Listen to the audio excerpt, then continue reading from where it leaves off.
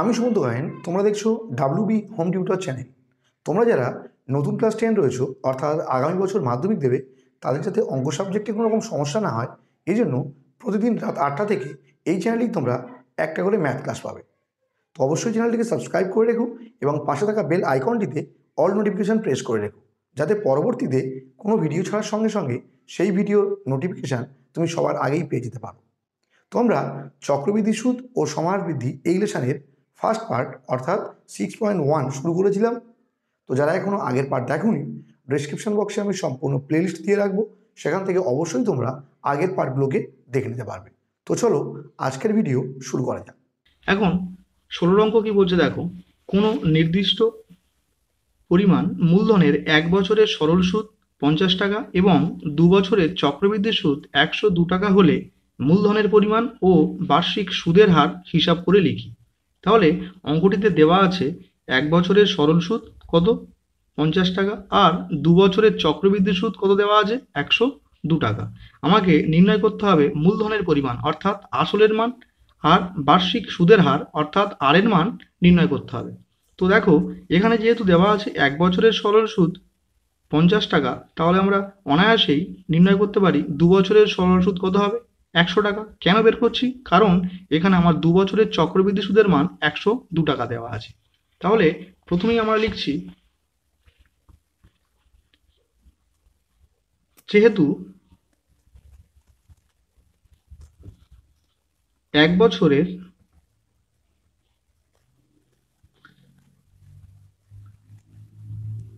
সরল সুদ 50 টাকা, এটা আমার দেওয়া ছিল,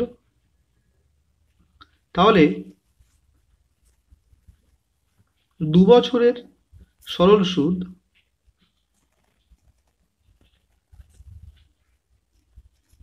তাহলে কত হবে? তাহলে নিশ্চয়ই 50 ইন্টু 2, যেহেতু 2 বছরের নির্ণয় করছি, অর্থাৎ কত হলো, 100 টাকা।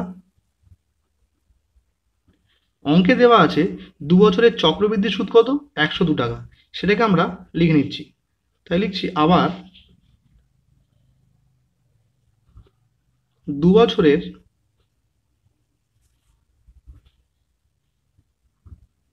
চক্রবৃদ্ধি সুদ কত দেওয়া আছে, 102 টাকা, সেটাকে আমরা লিখে নিলাম। এখন আমরা চক্রবৃদ্ধি সুদ আর সরল সুদের অন্তর বের করব, আর অন্তরের যে মান হবে সেটাই আমরা 50 টাকার 1 বছরের সুদ হিসাবে লিখব। তাহলে কি লিখছি, অতএব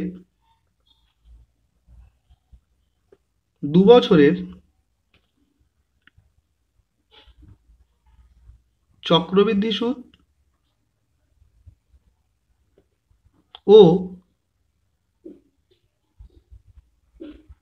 সরল সুদের অন্তর। তাহলে অন্তর কথার অর্থ কি, বিয়োগফল। তাহলে 2 বছরের চক্রবৃদ্ধি সুদ কত পেয়েছি আমরা, 102, যেটা বলে দেওয়া ছিল, আর 2 বছরের সরল সুদ কত পেয়েছি, 100। তাহলে অন্তর অর্থাৎ কি, বিয়োগফল। তাহলে 102 থেকে 100 বিয়োগ করলে কি পাবো, 2 টাকা। তাহলে এই যে অন্তরের মানটা পেলাম, সেটা আমরা কি আকারে লিখব, 50 টাকার 1 বছরের সুদ 2 টাকা। তাহলে এইভাবে আমরা লিখব। তাহলে কি লিখছি, 50 টাকার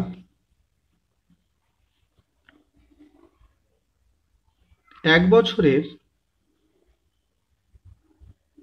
সুদ কত টাকা, 2 টাকা। যেহেতু আমার বার্ষিক সুদের হার অর্থাৎ আর এর মান চেয়েছে, তাই আমরা 100 টাকার 1 বছরের সুদ নির্ণয় করব।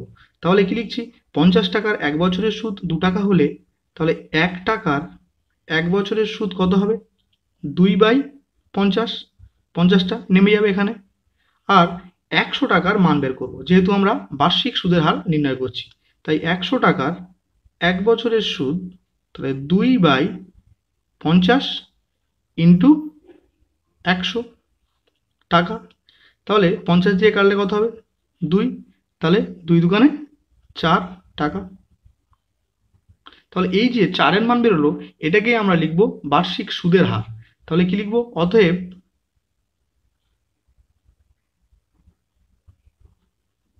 বার্ষিক সুদের হার 4 পার্সেন্ট।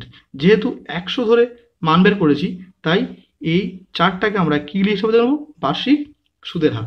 তাহলে আর এর মান আমরা কত পেলাম? 4%। এখন আমার কি চেয়েছে? মূলধন অর্থাৎ আসলের মান। লিখছি অতএব নির্ণেয়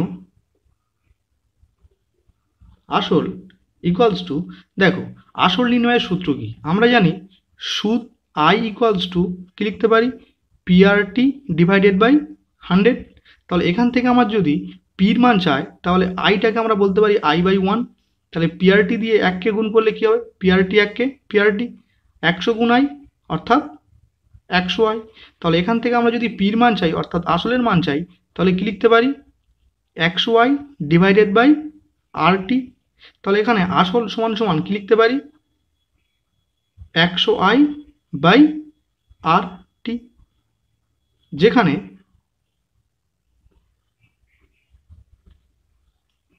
পি ইকুয়ালস টু আমাদের আননোন অর্থাৎ অজানা রাশি, আই ইকুয়ালস টু অর্থাৎ সুদের মান কোত্থেকে পাবো? দেখো অঙ্কটির প্রথম লাইন যদি আমরা ভালোভাবে লক্ষ্য করি, তাহলে এখানে কি বলে দেওয়া আছে? 1 বছরের সরল সুদ 50 টাকা, অর্থাৎ সুদের মান কত? 50, আর সময় কত? 1 বছর। তাহলে এখান থেকে আমরা লিখতে পারি আই ইকুয়ালস টু কত? সুদ, তাহলে 50 টাকা, আর টি অর্থাৎ সময় কত? 1 বছর। এখন যদি আমরা আই, আর এবং টির ভ্যালু এখানে পুট করি, তাহলে আমরা কিসের মান পেয়ে যাব? আসলের মান পেয়ে যাব। তাহলে 100 ইন্টু আই কত টাকা? 50 টাকা ইন্টারেস্ট। আর রেট কত? সুদের হার 4%, যেটা অঙ্কে বলে দেওয়া ছিল, কারণ আমরা অ্যান্সার পেয়েছিলাম কত? 4%। তাই আরের জায়গায় কি লিখছি? 4% ইন্টু সময় অর্থাৎ টির মান কত? 1। তাহলে এখানে কাটলে 4 25 100, 5 25 125, আর একটা শূন্য। তাহলে আসলের মান কত হলো? 1250 টাকা। তোমরা চাইলে এখানে আর ইকুয়ালস টু 4% লিখে নিতে পারো। তো এটাই আমার নির্ণেয় অ্যান্সার। এখন 17 অঙ্ক কি বলছে দেখো, কোনো মূলধনের 2 বছরের সরল সুদ ও চক্রবৃদ্ধি সুদ যথাক্রমে 8,400 টাকা এবং 8,652 টাকা হলে মূলধন ও বার্ষিক সুদের হার হিসাব করে লিখি। তাহলে অঙ্কটিতে দেওয়া আছে কি কি? 2 বছরের সরল সুদ ও চক্রবৃদ্ধি সুদ যথাক্রমে 8,400 টাকা এবং 8,652 টাকা। এর অর্থ কি? 2 বছরের সরল সুদ দেওয়া আছে 8,400 টাকা, আর 2 বছরের চক্রবৃদ্ধি সুদ দেওয়া আছে 8,652 টাকা। আমাকে নির্ণয় করতে হবে কি? মূলধন অর্থাৎ পির মান, আর বার্ষিক সুদের হার অর্থাৎ আর এর মান আমাকে নির্ণয় করতে হবে। তো প্রথমে আমরা 2 বছরের সরল সুদ 8,400 টাকা হলে 1 বছরের সরল সুদ কত হবে? 4,200 টাকা। তো প্রথমে আমরা সেটাকে নির্ণয় করব। তারপরে কি নির্ণয় করব? সরল সুদ ও চক্রবৃদ্ধি সুদের অন্তর অর্থাৎ বিয়োগফল নির্ণয় করব। তাহলে প্রথমেই লিখছি, যেহেতু অঙ্কে দেওয়া আছে 2 বছরের সরল সুদ 8,400 টাকা, তাহলে আমরা লিখতে পারি অতএব 1 বছরের সরল সুদ কত হবে?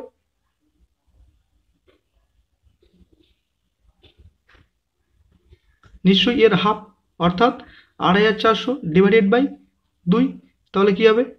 4,200 টাকা। তাহলে আমরা 2 বছরের সরল সুদ 8,400 টাকা হলে 1 বছরের সরল সুদ কত পেলাম? 4,200 টাকা। আর অঙ্কে দেওয়া ছিল কি? 2 বছরের চক্রবৃদ্ধি সুদ। আবার 2 বছরের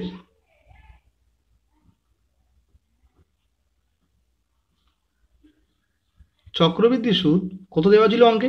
8,652 টাকা। তো সেটা আমরা লিখে নিলাম। তাহলে এখন কি বের করব? 2 বছরের চক্রবৃদ্ধি সুদ ও সরল সুদের অন্তর। তাই লিখছি অতএব 2 বছরের চক্রবৃদ্ধি সুদ ও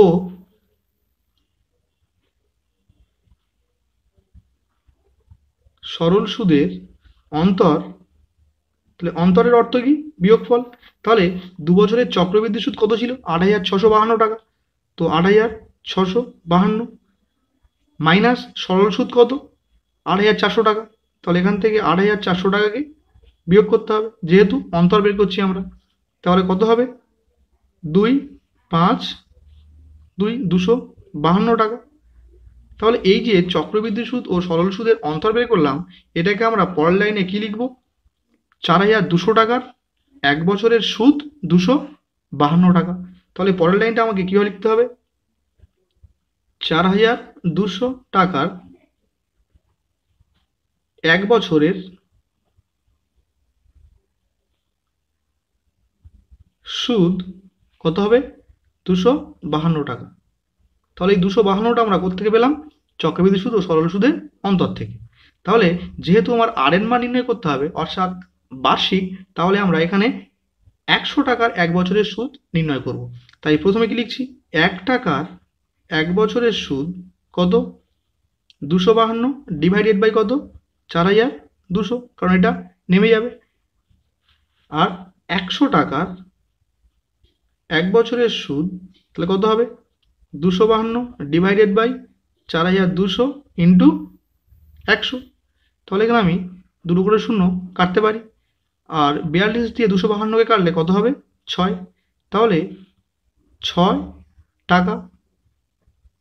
তাহলে এই যে 6 টাকা পেলাম, এটাকেই আমরা কি লিখব? অতএব বার্ষিক সুদের হার 6%। তাহলে আমরা প্রথম ক্ষেত্রে আর এর মান পেয়ে গেলাম। এখন আমাকে নির্ণয় মূলধন বা আসলের মান নির্ণয় করতে হবে। তাই লিখছি অতএব নির্ণয় আসল ইকুয়ালস টু, তাহলে দেখো সুদ অর্থাৎ ইন্টারেস্ট নির্ণয়ের সূত্র কি ছিল? আই সমান সমান PRT ডিভাইডেড বাই 100। তাহলে এখান থেকে পির মান কত হবে? 100I by RT। তাহলে আসল অর্থাৎ সূত্র কি হবে? 100I বাই RT, যেখানে আই অর্থাৎ ইন্টারেস্ট কত আমরা কোন লাইন থেকে পাবো? দেখো 1 বছরের সরল সুদ কত টাকা? 4,200 টাকা। তাহলে ইন্টারেস্ট অর্থাৎ সুদের মান কত? 4,200 টাকা। আর 1 বছর অর্থাৎ টির মান কত? 1 বছর। তাহলে আই ইকুয়ালস টু কত হবে? সুদ, তাহলে কত? 4,200 টাকা। আর আর এর মান রেট কত পেয়েছি আমরা? 6%। তাই আর এর জায়গায় আমি লিখছি 6%। আর টি কত সময়ের জন্য? 1 বছর।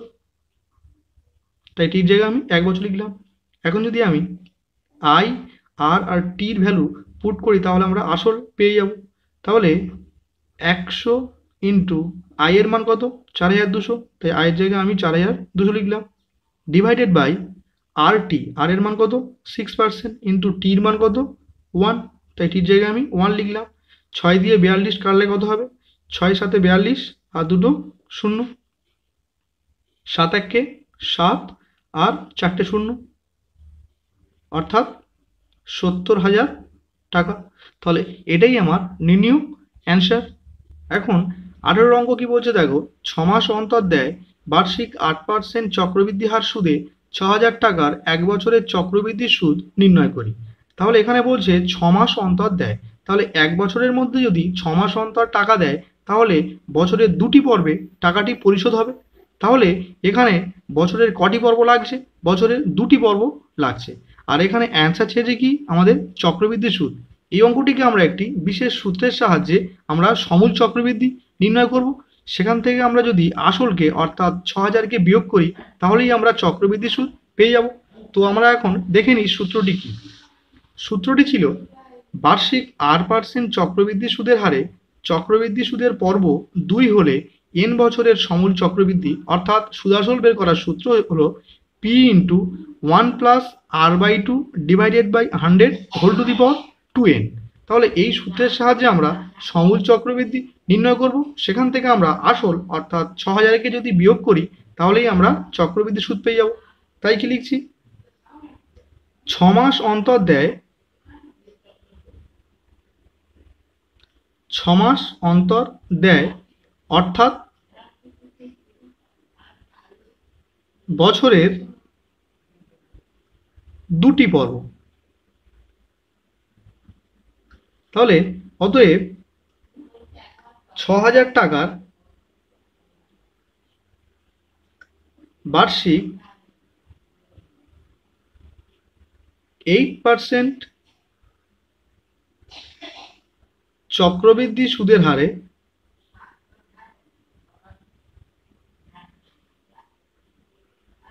8% চক্রবৃদ্ধি সুদের হারে 1 বছরের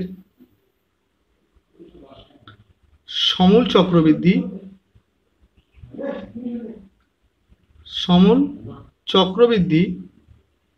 ইকুয়ালস টু, তাহলে সমূল চক্রবৃদ্ধি নির্ণয়ের সূত্রটি কি ছিল? তাহলে P into 1 plus R/2 divided by 100 whole to the power 2n, যেখানে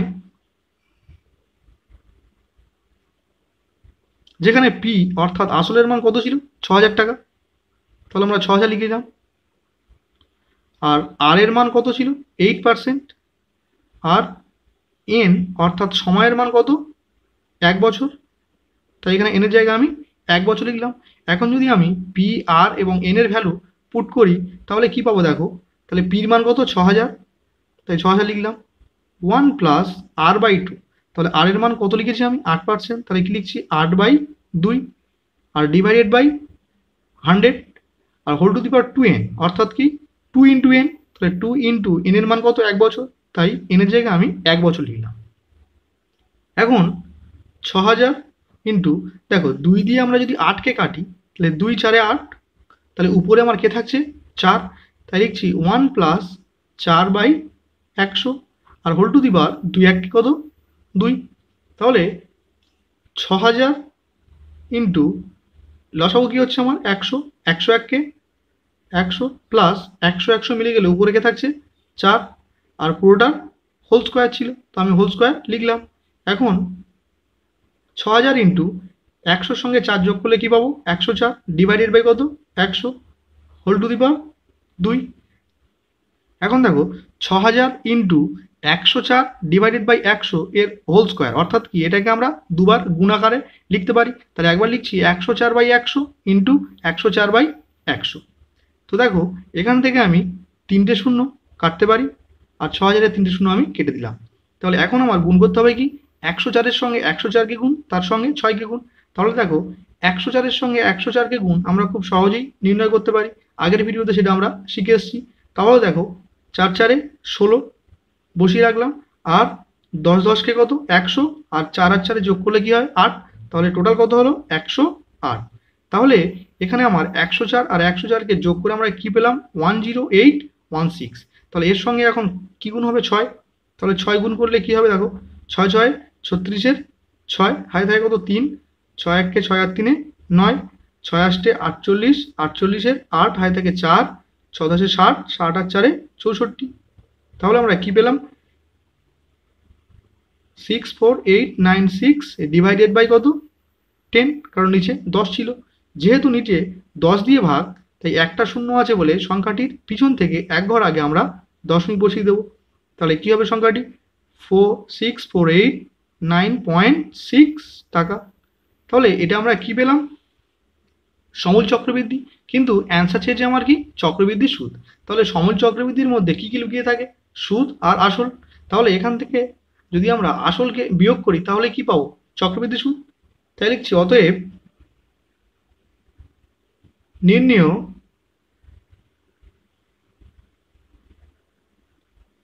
চক্রবৃদ্ধি সুদ। তাহলে কি করতে হবে? সুদাসল বা সমূল চক্রবৃদ্ধি থেকে আমরা আসলকে বিয়োগ করবো। তাহলে আসল কত ছিল? 6,000 টাকা। তাহলে এখান থেকে আমার 6,000 টাকা বিয়োগ করতে হবে। তাহলে বিয়োগ করলে কি পাবো? 489.6। তাহলে এত টাকা। তো এটাই আমার নির্ণীয় অ্যান্সার। এখন 19-এর অঙ্ক কি বলছে দেখো। 3 মাস অন্তর দেয় বার্ষিক 10% চক্রবৃদ্ধি হার সুদে 6,250 টাকার 9 মাসের চক্রবৃদ্ধি সুদ হিসাব করে লিখি। তাহলে এখানে দেখো 3 মাস অন্তর দেয়, তাহলে 1 বছরের মধ্যে যদি 3 মাস অন্তর টাকা দেয় তাহলে বছরের কটি পর্বে টাকাটি পরিশোধ হবে? 4টি পর্বে। তাহলে এখানে 3 মাস অন্তর দেয়, অর্থাৎ বছরের কটি পর্ব? 4টি পর্ব। আর আর এর মান কত দেওয়া আছে? 10%। আর 6,250 টাকার অর্থাৎ আসলের মান কত? 6,250 টাকা। আর সময় 9 মাস দেওয়া আছে। তাহলে প্রথম কাজ আমার 9 মাসকে আমরা বছরে নিয়ে যাব, কারণ মাসে অঙ্ক করা যাবে না। তাহলে আমরা 9 মাসকে যদি আমরা বছরে নিয়ে যাই, তাহলে 9কে কত দিয়ে ভাগ করতে হবে? 12 দিয়ে। তাহলে প্রথমেই লিখছি 9 মাস সমান সমান 9/12 বছর। যেহেতু 3 মাস অন্তর টাকা দেয়, অর্থাৎ বছরের 4টি পর্ব, তাই আমরা অঙ্কটিকে এই সূত্রের সাহায্যে সলভ করার চেষ্টা করব। তাহলে সূত্রটি কি আছে দেখো, বার্ষিক 8% চক্রবৃদ্ধি হার সুদে বছরের চক্রবৃদ্ধি সুদের পর্ব 4 হলে n বছরের সমূল চক্রবৃদ্ধি কত? তাহলে p into 1 plus r/4 divided by 100 whole to the power 4n। যেহেতু অঙ্কটিতে চক্রবৃদ্ধি সুদ চেয়েছে, কিন্তু আমরা নির্ণয় করব সমূল চক্রবৃদ্ধি, তার থেকে আমরা যদি আসলকে বিয়োগ করি তাহলেই আমরা চক্রবৃদ্ধি সুদ পেয়ে যাব। তাহলে কি লিখছি দেখো, 3 মাস অন্তর দেয়, অর্থাৎ বছরের কটি পর্ব? বছরের 4টি পর্ব। অতএব 6,250 টাকার বার্ষিক 10% চক্রবৃদ্ধি সুদের হারে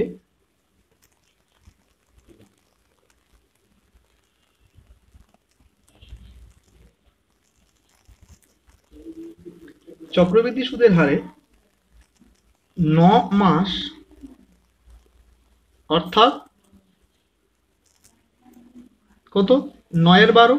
দেখো 9/12কে যদি আমরা 3 দিয়ে কাটি, তাহলে 3 3 9 আর 3 4 12। তাহলে কত হচ্ছে? 3/4 বছরের সমূল চক্রবৃদ্ধি।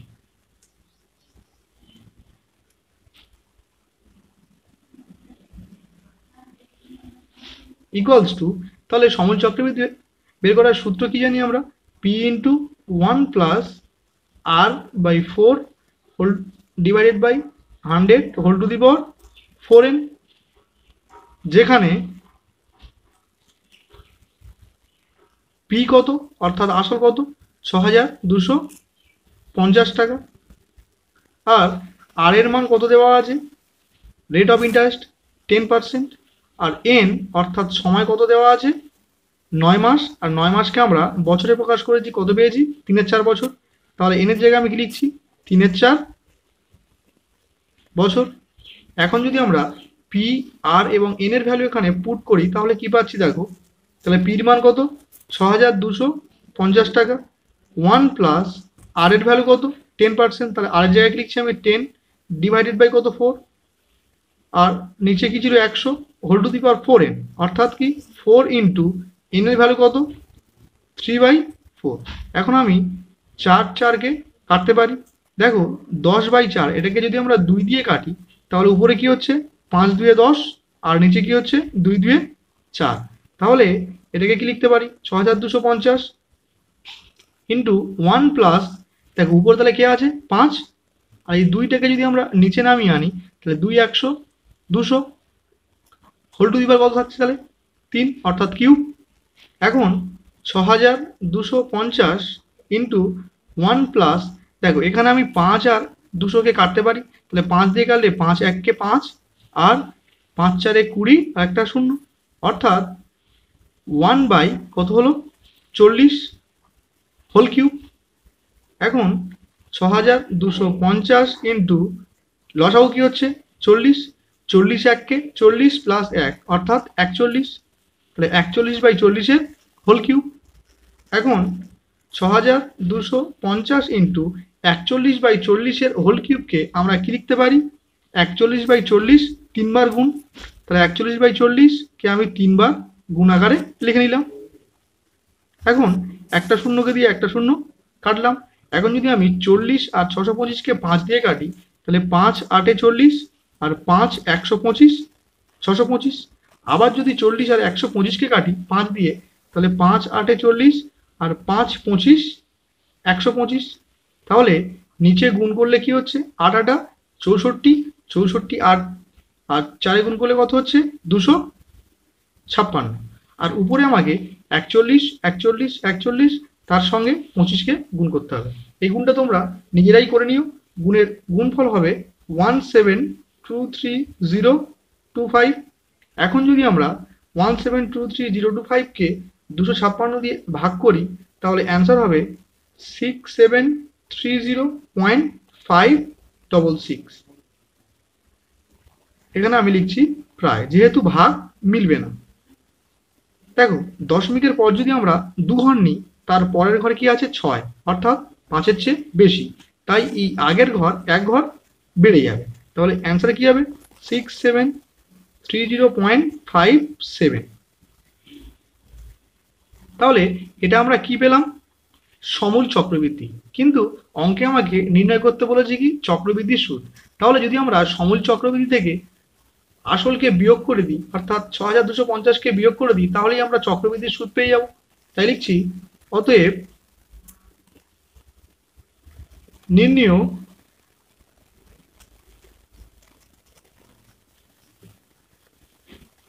চক্রবৃদ্ধি সুদ। তাহলে কি করতে হবে, সুদাসল অর্থাৎ সমূল চক্রবৃদ্ধি থেকে আসলকে বিয়োগ, তাহলে আসল কত ছিল, 6250 টাকা। তাহলে আমরা যদি এখান থেকে বিয়োগ করে দিই, তাহলে কি পেয়ে যাব, চক্রবৃদ্ধি সুদ। তাহলে 75.084, অতএব 480.57 টাকা। তো এটাই আমার নির্ণীয় অ্যান্সার। তো আশা রাখছি প্রত্যেকটি অঙ্কই তোমরা খুব সুন্দরভাবে বুঝতে পেরেছো। ভিডিওটি ভালো লাগলে ভিডিওটিতে অবশ্যই একটি লাইক দিও, চ্যানেলে নতুন হলে চ্যানেলটিকে সাবস্ক্রাইব করে আমাদের পাশে থেকো। তো আজকের ভিডিও এই পর্যন্ত রাখলাম, দেখা হবে পরের ভিডিওতে।